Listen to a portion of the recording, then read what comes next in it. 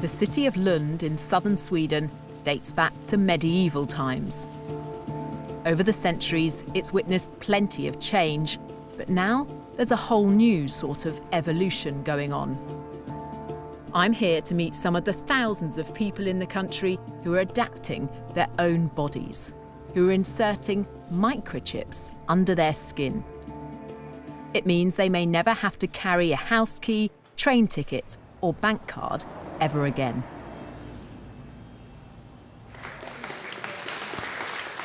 This is a microchipping party.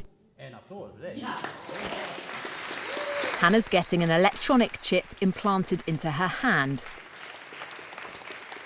She believes one day we'll all be chipped like her. So congratulations, Hannah. Thank you. You've been chipped. Yes, I have. How does it feel? It feels good. I'm excited to see what I'll be able to do now. Can I touch it? Yeah, you can feel it there. I feel like this is the future. It's the next big thing that's gonna happen. Happy cyborg birthday. Happy cyborg birthday to you. Thank you. Congratulations.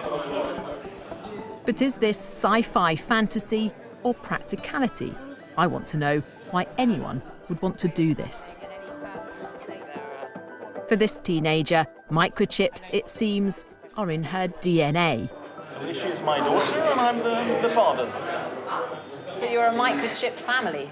We will become one now today. Magnus and his daughter Felicia have come here together tonight because they believe this is the future.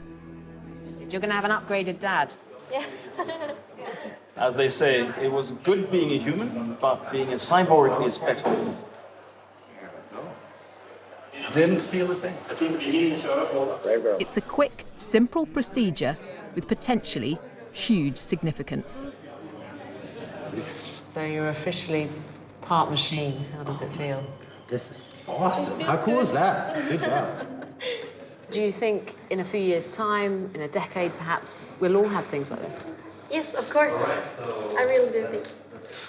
For around £130, anyone can get a tiny microchip like this inserted just beneath the skin in their hands.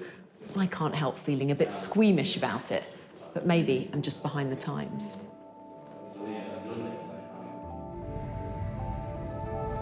It's the morning after, and I'm about to catch up with Felicia and her dad Magnus as they get to grips with their new existence.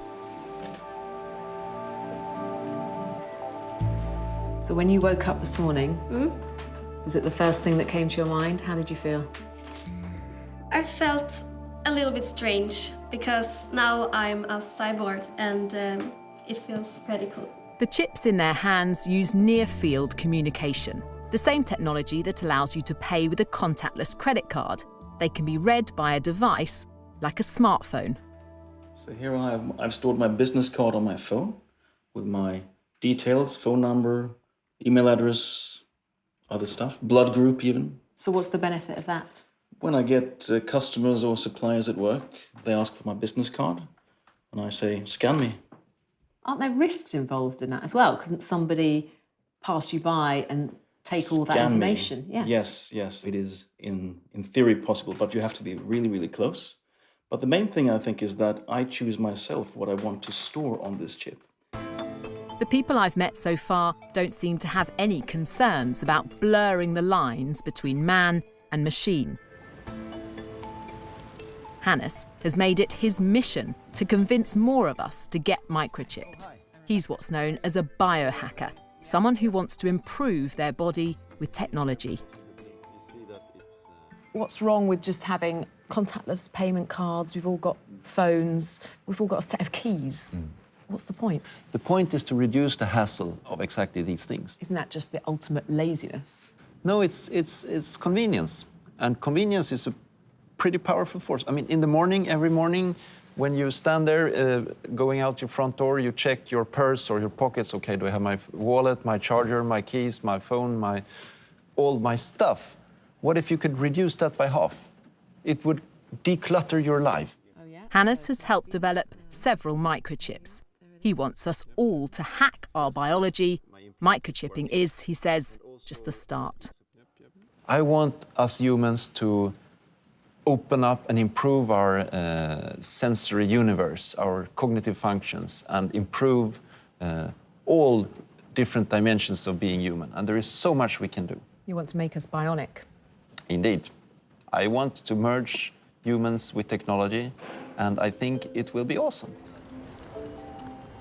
I want to understand why it's people in Sweden who are enthusiastically embracing this idea, when many others might be sceptical. This is a nation of early adopters. Sweden's set to become the world's first cashless society, and the economy here is driven by digital innovation.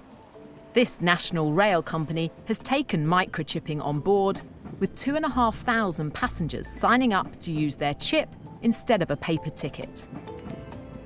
I've come to the capital, Stockholm, the epicenter of this tech revolution. At this shared office, hundreds of the workers have been microchipped, so no need for a security pass to get in. Per has had his chip for 3 years. So I take my chip and open the door. It means he can buy a drink without cash or a card, but for him, it's about much more than practicality. Do you enjoy being one of the first, being a pioneer of this technology? Absolutely. A whole bunch of questions come up, like, you know, is this ethical? Do we want to have that? Or will we be sort of a nation of cyborgs in the future, and what will happen? So a lot of sort of really interesting discussions come out from, you know, talking about the chip. It triggers an ethical debate. Yes. For critics, the biggest future concern is over data protection. As the amount and type of information we store on microchips becomes more advanced, so do the security risks. Ben Libberton, a British scientist working in Sweden, wants to know who will have access to the data stored inside and what they could do with it. So I have the information in my chip now. That's basically just me. If I don't use it for anything, then no one can really get any data on me.